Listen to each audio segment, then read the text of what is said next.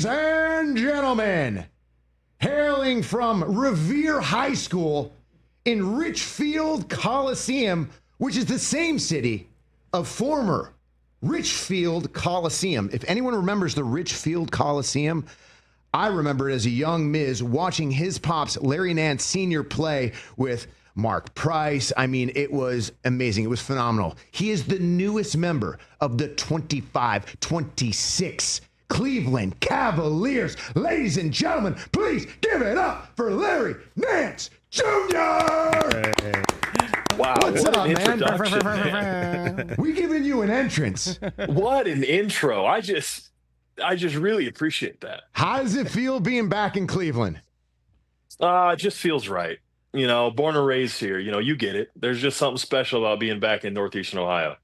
Tell me about growing up in Cleveland and what the values and mindset that it brings to you.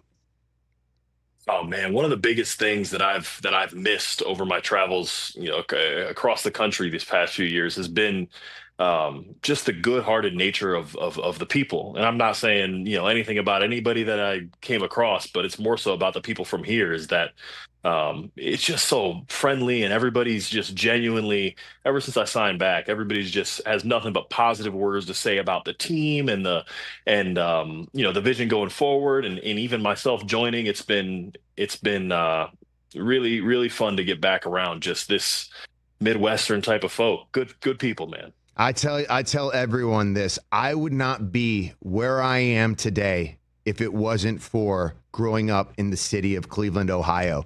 It brought me my work ethic, and it taught me so many valuable lessons. And I look at some of the successes from people that have grew up in Cleveland. I mean, you look at Travis Kelce, Jason Kelce, MGK just had MGK Day, August 10th. I was supposed to be there, but I was like, hey, man, my kid's first day of school is a Monday, and I got to see my kids go to kindergarten and second grade. I got to be there. I got to be a good old dad, you know? And speaking of dads, your pops is Larry Nance Sr., and I hear that you are now number 22, which is a retired number, your dad's retired number. How does it feel unretiring your dad's number of 22, Larry Nance Sr., and coming into the Cleveland Cavaliers and being able to wear his number, your pops' number? You know, it's something that I got to do early in my career. You know, when we went on that 2018 run, and the years after that, I wore 22 as well. And being able to see it in my locker for the first time was just like hard to put into words. You know, hopefully I've done some really cool things. I've gotten to hopefully I'll get to do some more really cool things, but you know, being able to wear the number that my dad got retired for the team that I grew up cheering for, it's hard to put into words, and it's really hard to describe how it feels wearing it. It's you know, something that, you know, even when I left, I knew for a fact I'd have to do it again. It's just such a special thing. How much of an impact has your dad been with you growing up and playing basketball? Did you get like lessons, teaching? Was it hard? And how is it coming into the NBA knowing that your dad is Larry Nance Sr.? Is there a lot of pressure to that, right? So growing up, there was pressure. Pressure not that I put on myself, really. You know, growing up as Larry Nance Jr. in Cleveland, Ohio, where, you know, seniors jersey is hanging in the Cavs arenas, it's daunting, and what has always been daunting for me. But over the past few years, and as I got older, I've been able to kind of look at it more and been like, man, like, we're very two different people. That man was incredible. He was three-time All-Star, first ever dunk contest winner. Come on, man. No, sure, I appreciate that, but no, like, he was incredible, and I'm biased, but you know, I think I'm doing all right for myself as well. You know, this is going into my 11th year, and for me, it's always been about separating that. Like, he is one of the all-time greats, and I'm incredibly happy to be able to you know, honor the legacy that he left for us, and continue with the Cavs, but even continue with the NBA as a whole. Let's talk about the Cavaliers. They're number one in the division last year, went to the playoffs, got taken out by the Indiana Pacers. What do you think they're missing in the playoffs that can set them apart this season? Well, with the NBA, it's such a long season that one of the biggest things when it comes to playoffs is who often the times whoever is healthiest wins. And I think we saw that a lot when it came to Oklahoma City and Indiana a little bit. Is like obviously two very good teams, and to take nothing away from them, but like some of the teams, Tatum went down. Obviously Darius and Hunt were dealing with the various things they had. Then you have Dame in Milwaukee, and just several injuries here or there that left the healthiest teams available.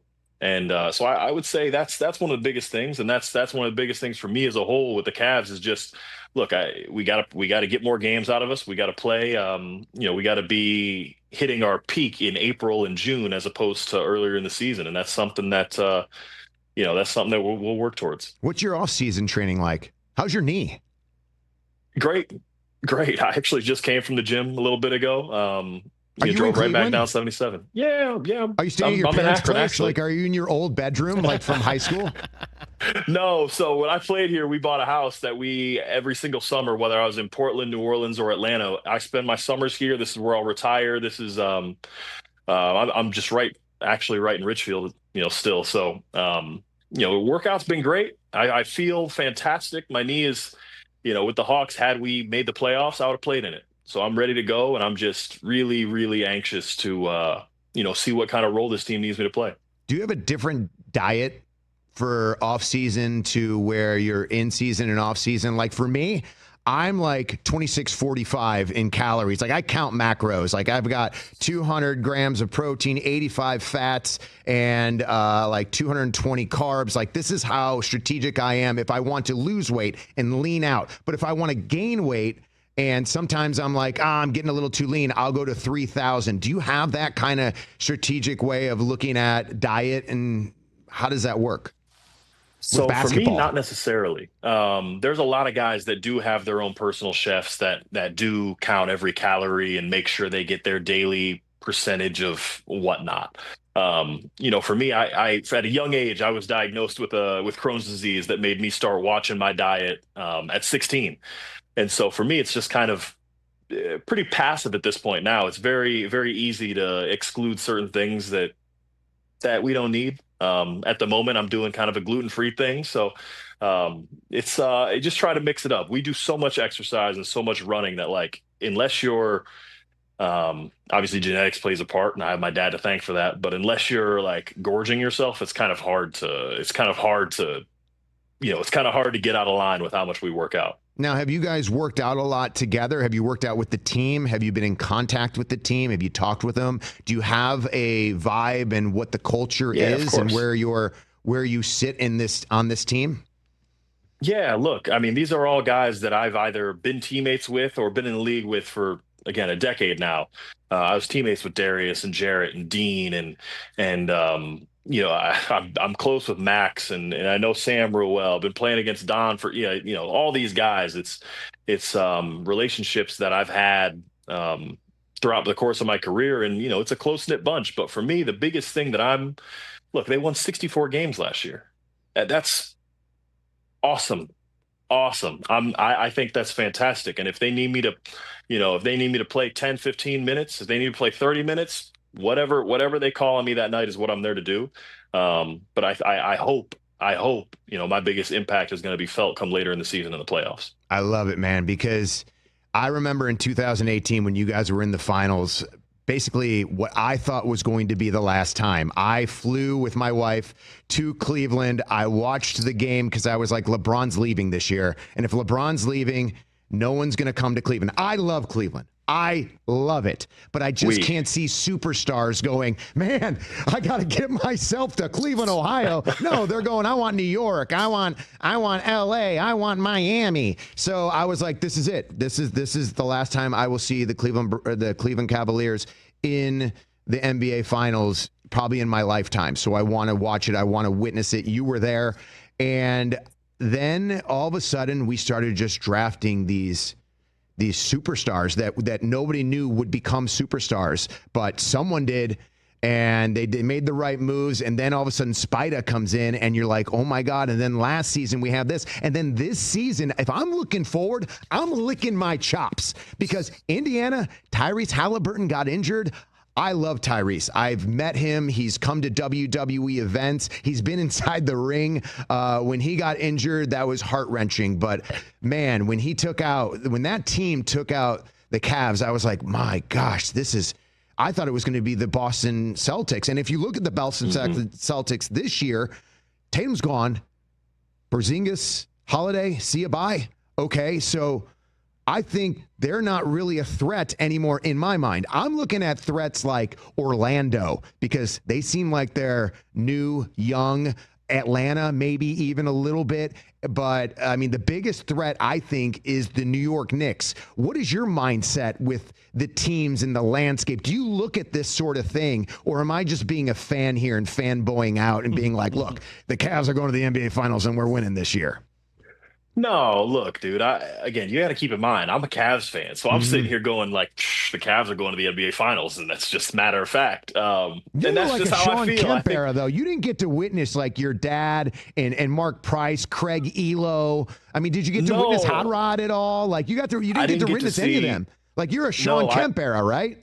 I was born 93. My dad retired 95. So, no, I never saw any of that. But I think that's a little bit of what makes me a true Cavs fan is like, I wasn't born into the good times. I was, some of my favorite years were early Zadrunas and Lamont Murray, I mean, just really like, Bimbo Coles. I just really, some of those days, like really, build your character as a sports fan and all that. So it's all right to think like a fan. And I think to a certain extent, that's the reality of it. But as a player, you got to look at it as like, no, every single team is a threat. You gotta do your job night in and night out. Can't take, on any off night. These guys are so good, man. On any off night, anybody can beat anybody. They're all good, but they're not LeBron James. And I might be speaking out of turn here, but like, when you're playing with like a LeBron James, is there a different aura? Is there just a difference because everyone's good in the NBA, right? But then there's the exceptional. There's the elite. There's the greatest of all time, in my opinion, in a LeBron James. When you're in that locker room and you witness him building a culture, is there a difference to playing with him than any other team that you have played with? Very much so. Yeah. And I think, what is that? I think it's obviously the physical aspect of his game is undeniable. He's one of the best athletes we've ever seen in any sport. But it's the mind that really separates him. And there's a few guys in the league like that, like Chris Paul, Jokic, Bron obviously comes to mind. A little Draymond is on that level to a certain extent where they are just controlling every aspect of the game, and you don't even realize it until you're on a team with them that they're directing and they're barking orders, and even when they're on the bench, they're telling guys where to be and what to do. It's a whole different level of genius that I would hope that every player gets to play with somebody like that, because it is eye-opening to like, hey man, like, I've been one of the top 450 for a decade now, but there's another level that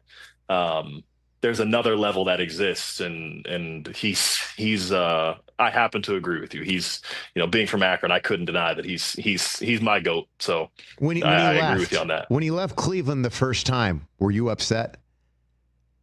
Yeah, absolutely. Oh my God. I was throwing things. I was so angry. But then hearing his reasoning of, I didn't know what it was like to be a champion, and I needed to go somewhere to be a champion. And then when he came back to Cleveland, he was like, I had to learn how to be a champion to make Cleveland a championship type of environment. And do you see that? Do you see like why he did it and what he was doing? Like as a NBA basketball player, when you go into these other teams, you've played for the Lakers, you've played for Atlanta, how different is it and with playing with him than it is going to these other cultures? And is there something that you learned from him about culture and about that mindset that you can bring to the new Cleveland Cavaliers that could maybe take us over the hump of the playoffs and into the finals and win? Yeah, look, when you play with a guy like that, you get to see, you get to see under the covers of their work ethic and what drives them. And so, for him, one of the biggest things that I took from it is like, look, this guy is, scored, he's the leading scorer in NBA history. He's done all these things, or I guess he wasn't that at that point, but he was, in my opinion, the greatest of all time at that point. The ring in Cleveland did that for me. But for me, it was he's the best on the team. He's the best in the league, but he's still the first one in the gym and the last one to leave. And I think it just speaks to like, hey, if you, how good do you want to be? If you want to be what everybody else is, if you want to do what every other team does, then great, do the median. But if you want to be great, if you want to excel, if you want to, reach the highest heights that you can, it's got to be consistent. Your best players are supposed to set the culture, and that's something that I've tried to, teach some of the younger guys that I've worked with in New Orleans with Zion and Trey Murphy and some of the guys that like, hey, if you're going to set a culture anywhere, it's got to start from the top down. And that's one thing that he certainly did. And, these four guys, the core four, they call them is they're as good of a group as you could imagine, you could hope to be with. And so, again, like I said, I'm hoping where we start to feel my impact is later in the season in the playoffs. But, I do think there will be some lessons that I can impart on these guys. I can't wait, man. I am super, super excited for the NBA season to start and to watch you as a Cleveland Cavalier. I have one last question, and this is a fun one. So your dad was in the slam dunk competition, the first ever. He won the first ever slam dunk competition. You and your dad are the first ever father-son duo to take part in the NBA slam dunk contest. Who would have won in their prime? Ooh. Would you have beaten your dad? Would you have beaten your dad in a slam dunk contest, the first ever? Would you have beaten your dad? Blindfolded with one hand. Let's go. Easy. Let's go. Easy. Wow. The dunks that they were doing about. back then, like, come on, we got all that now. Oh, I hope he's watching because he's probably going, all right, son. I hope he is. All right. I'll challenge him to a dunk contest today. Of course you would. Of course you would. All right, Larry Nance Jr., thank you so much for coming on to the show, talking with us, enlightening us, and good luck with this 25-26 Cleveland Cavaliers season. I am a huge fan, and I look forward to watching you guys go all the way to the NBA Finals. I'm calling it. You don't have to because you're not going to jinx yourself, but it's going to happen. I feel it. I feel the momentum. I see the cards laying our way. Thank you so much. We appreciate you. I love it. Thanks so much for having me on. And that Cavs logo next to my name looks pretty darn good. Yes, it does. Yes, it does. Thanks, there guys. Is, Take ladies care. And gentlemen, right. Double deuce, baby. Double deuce. Taking it on. Catch the Rich Eisen Show live weekdays from 12 to 3 p.m. Eastern on Roku Sports Channel in the U.S.